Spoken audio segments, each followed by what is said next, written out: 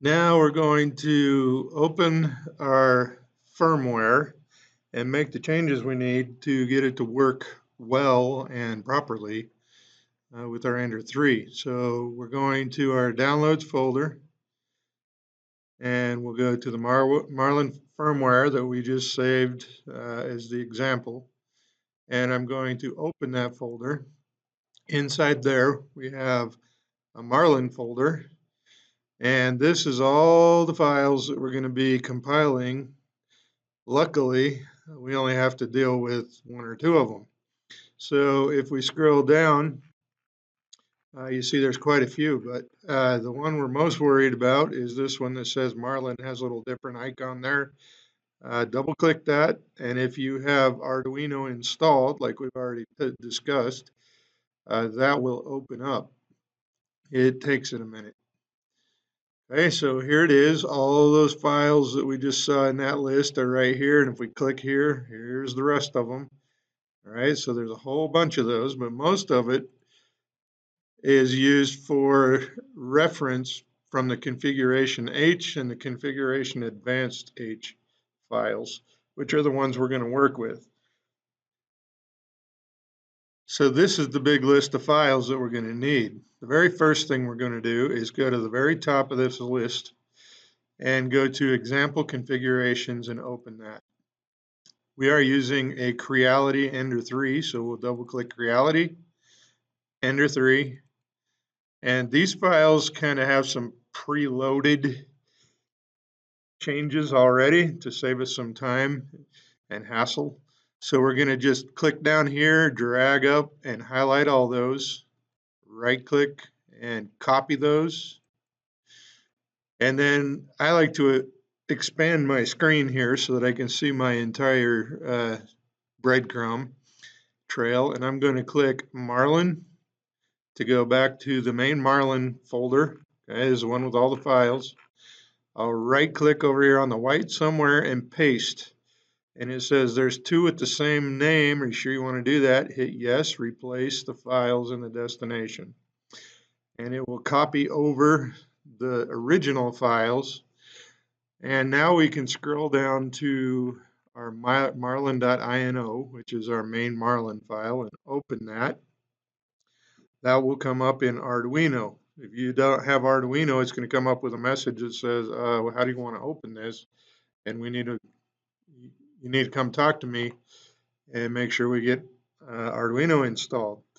Now if I go to configuration H, we'll scroll down to where it says at section info, and we're looking for this that says this is Keith B. Ender 3. And that way we know we got the right configuration H file for the changes we need to make. Now, before we go on, if I go to Tools and I look at which board I'm on, mine says Sanguino, but yours is not going to say that because we haven't installed it yet. So what we want to do is minimize this Marlin for a minute, and we'll also minimize our folder and go to Chrome.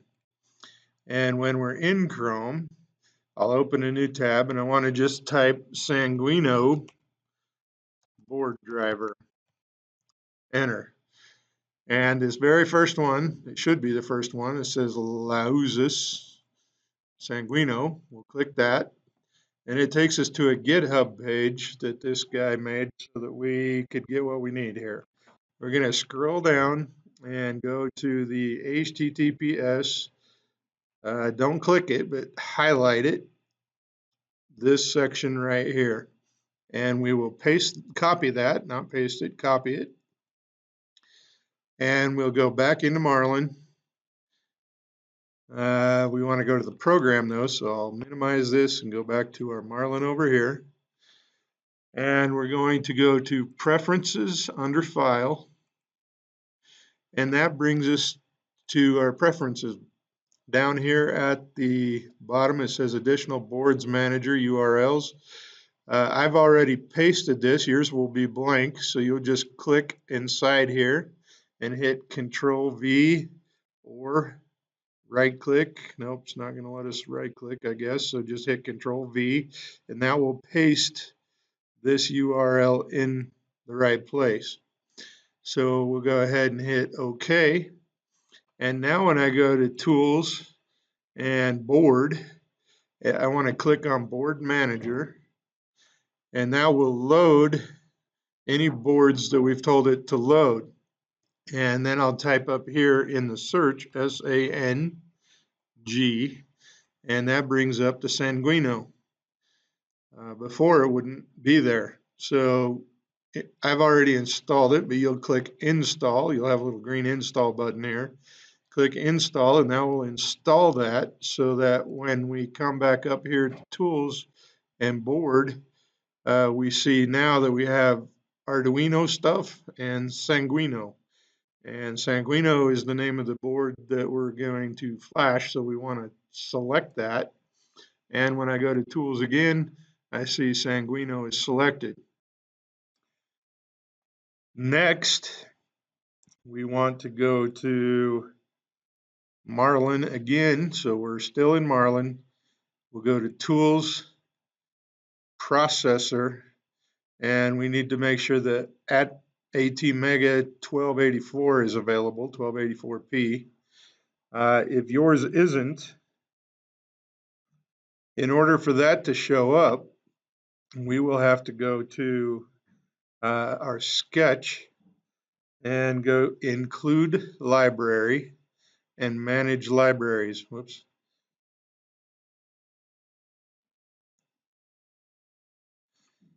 That will bring up our library manager. We'll go to the search and we need to type in U8GLIB.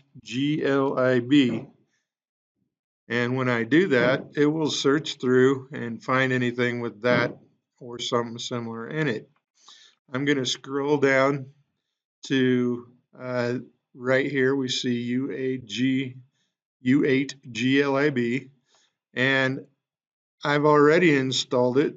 It's asking me for a version though, which is version 1.18.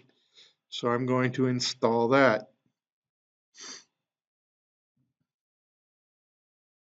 Now I click on it in our list and it says there's an update. So I'll go ahead and update it as well. Click on it one more time when it finishes. And now it's saying install, and it's the same version we already have. We have 1.91. It's actually newer. So we're done with that. We say OK. Now when we go to Tools, if it wasn't there already, we should have this list of ATmega 1284p, and that's one we want to select. So we want our board to be Sanguino, AT1284p for Mega, ATmega 1284 for our board, our processor. Once we're that far, we are set up to continue. The next step is to go to our config advanced H file, and we're going to hit Control F like Frank, which will bring up our find dialog, and we're going to type loss. We'll hit find. That'll take us down here. Usually it highlights it. We'll scroll up a little bit and we will uncomment the defined power loss recovery. That enables it, basically. So what this does is allows us that if the power goes off or the printer gets shut off or whatever it is for accidentally, it'll allow us to go ahead and resume the print. However, there's a couple of howevers. The first one is that we have to be printing something from off the SD card. So if we send something wirelessly, this won't work. The other thing is people say that it writes continuously to the card, your SD card, which can shorten the life of your card. Now, whether that's true or not, we don't know. But people say it is, so we guess we believe them. The last thing is that when it resumes, like if on your menu, it'll have a resume option on your LCD, and if you hit resume, it doesn't always go back to the same spot sometimes, and it will just start at some random position and leave a glob or a problem and mess up your print anyway. So really, this one is up to you. You don't have to use it, but if you want to try it out and see if it works for you, that's fine too. All right, so then we are going to go back to our configuration H file. I like to save this after we do some changes. In fact, pretty much after every change at this point. So I'm going to hit File, Save, and that will just save the configuration that I already have named. So these next few steps will be how we update the firmware so that it's ready to flash. And there's quite a few of them. So if you need to, pause, go do it, come back, re-listen to it, whatever you got to do to make sure you get all these changes. I will try to make them as clear as possible, but if you're confused or don't understand, even after reviewing, then come talk to me and I'll help you. The first thing we'll do is hit Control F while we're on the configuration H tab, and we're going to type in end stop pull up. Enter. That'll bring us down to the end stop pull up right here. Now we will uncomment define end stop pull up for the Z-min probe. By the way, when I have a double slash, that means it's commented. That means it is not doing anything in the program. But when I uncomment it by deleting the two slashes, that enables it, which means that it will do whatever the next, you do whatever it is that's programmed afterwards. So that's what I mean by comment and uncomment, is just either add or delete the slashes. Next, we'll scroll down to this one that says define Z-probe end stop inverting, and we'll highlight false and change that to true. Then I'll go save again because I want to make sure I keep these changes. The next thing we're going to search for is BLTouch.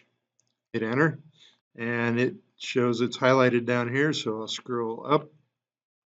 And we want to define BLTouch or uncomment that. So I will go there and uncomment. Then I need to add a few lines of code here.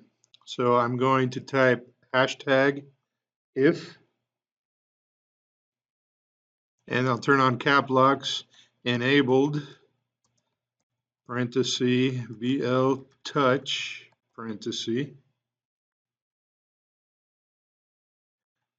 Then I'll hit enter and tab, hashtag define, oops, I'm going to take off cap locks, define, then I'll do cap locks again, servo 0 underscore pin space 27.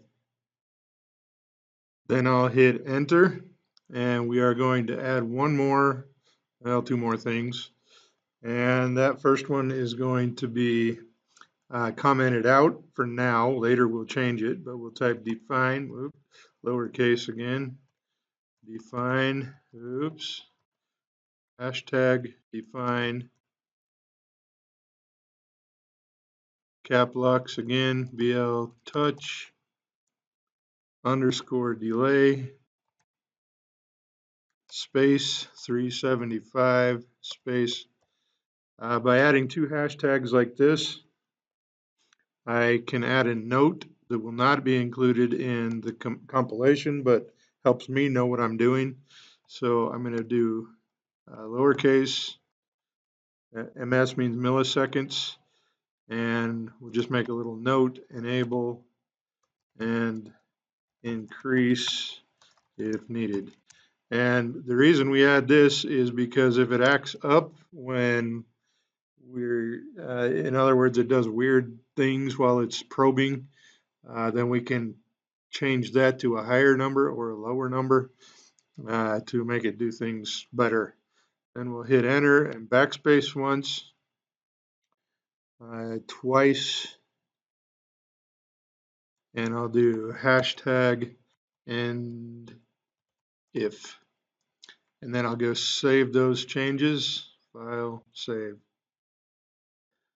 Next, we will do a search for X_probe. Hit enter. That brings us down to this area where it allows us to put in the offset of our probe. So on this first one, when we measure ours, and I'll show you how to do this, we do -43 is what we came up with. And on the Y probe, we did -5. We'll save that. Basically, these two numbers mean that if you look at this little diagram, if this is the nozzle, this N, that the probe, or our BLTouch probe, is -43 millimeters to the left of the nozzle when we're looking straight at the machine, and -5 offset forward from the nozzle. And that's what ours is. Now, if you're doing this on a different kind of printer, you would need to measure that with a vernier caliper or a ruler and get it as close as you could, and then change your numbers. If your probe is on the right side, then it's just going to be a positive number, however many millimeters it is away from the nozzle. And if your probe is back further, then it would be a positive number. If it is forward, then it would be a negative, just like ours is. Next, we're going to search for min_software. Hit enter, and that takes us to the minimum software end stops. So we'll come down to this define minimum software end stop Z. We're going to comment that one out. And what that does is allows us to go below 0 when we're setting our Z height later on. We kind of have to do a preliminary Z height setting, and then the probe takes over from there, but this helps us do that. Let's go back to the find, and we're going to type bilinear, enter, and that brings us down to our auto bed leveling.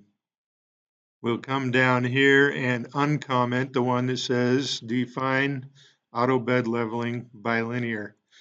This tells the software how we want to use the BLTouch, and it doesn't take up very much space, and it works pretty well.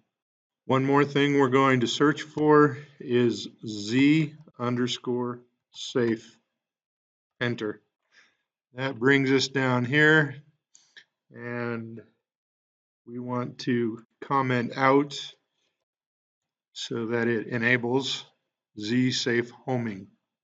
This means that after it homes, it will travel to the center of the bed before it starts doing its homing. Otherwise, the probe would be off the edge of the bed and nothing would push the probe and it wouldn't work.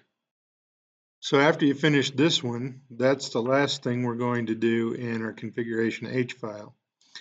We're going to go ahead and file save just to be safe. And then we're going to go to our configuration advanced tab. And there's two more things that we have to change in here. We'll search for baby step and hit enter. And that brings up a list of baby step options. Define baby stepping will already be turned on or enabled, but we do want to come down to define baby step Z probe offset and uncomment it. This makes it so that we can adjust and save our Z offset all in one operation. The next thing we want to do is change our baby step multiplicator to 10. So as we do our fine adjustments on our Z axis, it doesn't take all day to get it done. So with that change, we can go ahead and save our changes, and then we'll click on this little check mark on the left, which is our verify, to make sure that everything is going to work properly for this build. Now this takes a little bit of time.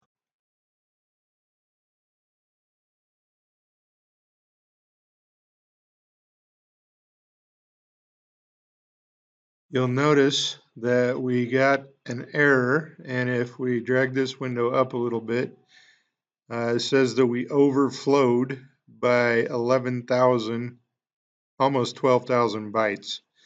So that means our program is too big to fit on the memory on the chip. So we have to go turn some things off to make it fit.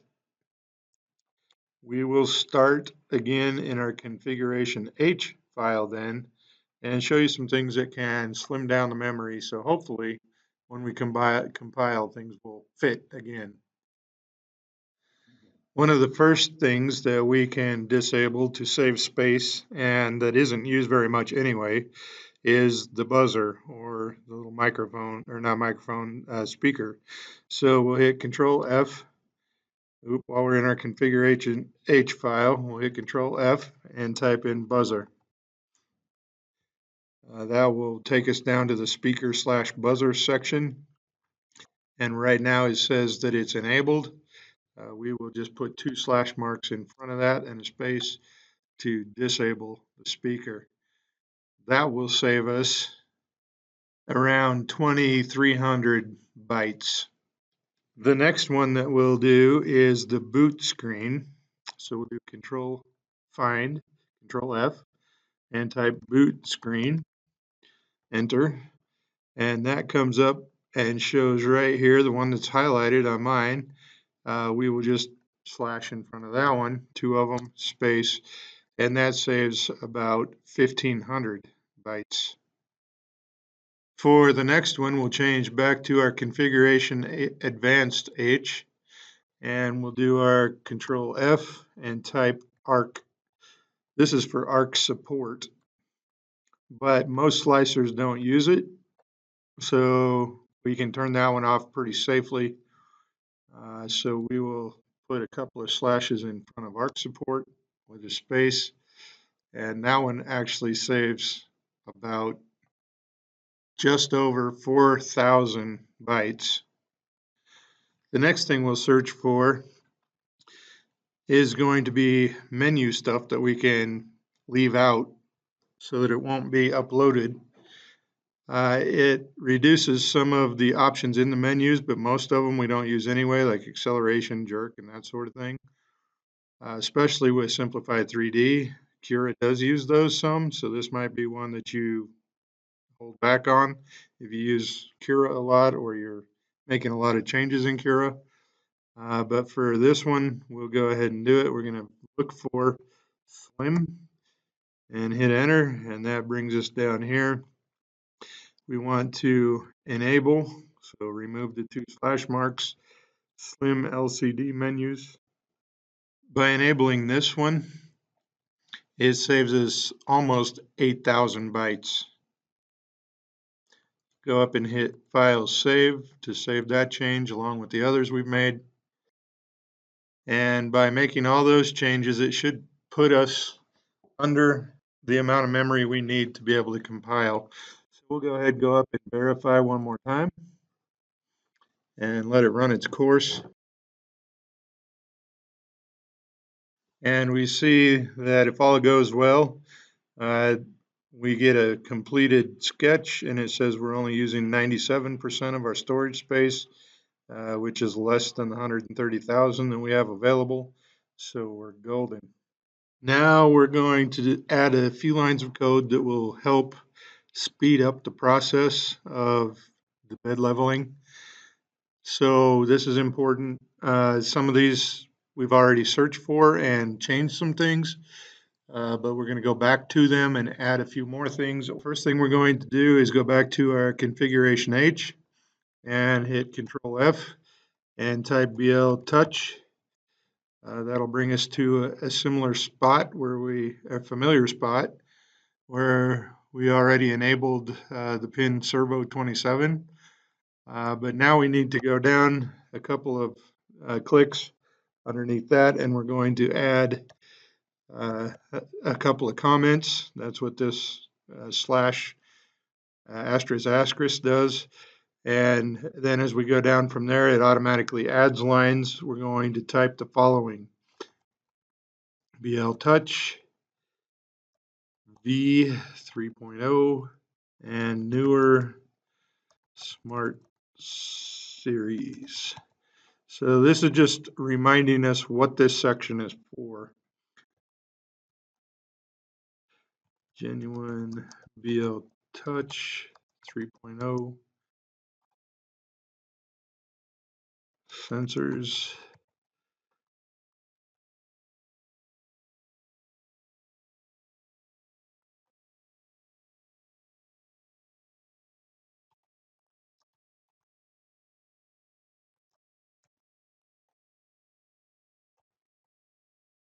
And one more row.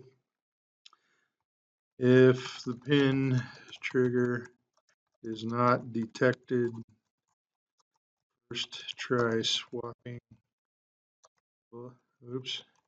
black and white wires, then toggle this. Okay, then we'll go to this next line underneath our little slash there, and we're going to type the following: pound define BLTouch underscore V3. Then we'll do if cap locks enabled BLTouch underscore V3. Undo cap locks. Define. We're actually going to tab that over. Cap locks. Touch force 5-volt. Underscore mode. And then we'll scratch this one, but we still need to put it in. Define cap locks BLTouch / force / open / drain / mode, and then we will end if and save. Nope, save. So that's quite a bit there, but we need to type that stuff in from here down, and you can pause this and go ahead and do that. While we're here, we'll scroll up just a little bit to where we were before, and we're going to define or uncomment our delay and change that to 100. That will speed up how much time it takes for it to do its thing. We'll go ahead and save that one as well. Next, we'll search for probe offset, which brings us to this section. We'll scroll down, and you remember that we changed our offsets here. There are two more things we're going to change, though. This minimum probe edge, we're going to change to 20, and our speed will be 10,000. Next, we'll search for left probe, which brings us down to this area where we can set up custom probing, and we will uncomment all 4 of those lines. And then we're going to change this minimum probe edge. Since ours is minus 43, we're just going to type 45. That's how far away it is from the edge of the thing, or the edge of the bed. This one will also change minimum probe edge to 45. Then our front probe position will be 30, and so will that one. After you've made those changes, we'll hit save again, and then we will search for LCD bed, That'll take us down to the LCD bed leveling, and we will uncomment that and save it. Now we will search for Z/safe, hit enter. That takes us down to the Z-safe homing area where we want to change how fast it does things. We'll change this first one to 50 and the second one to 8 by 60 and save those changes. Now we'll go back to our configuration advanced H and type in baby steps again. Oops. That'll take us down to this baby setting. Remember, we've already changed this where we uncommented that one and added that one to 10 or made that one go to 10. The last one we need to do is comment out, or not comment out, uncomment Baby Step Pro graphical overlay. We'll save that. Next, we want to verify under our tools menu that we are on the ATmega 1284p. If we're not, we want to select that. Then we'll go ahead and verify. We see that everything fit. We're using 97% of our storage space. So we are good to save this now so that we can flash it to our motherboard. So we will go to Sketch and down to Export Compiled Binary. And that is compiling the sketch into a hex file that we'll be able to use to flash to our board. Once it finishes, we will go double check that it is in our list here. And if we look right under the INO file, we see this marlin.ino sanguino hex. That is the hex file that we need to upload then to our board. So that is what we will do next.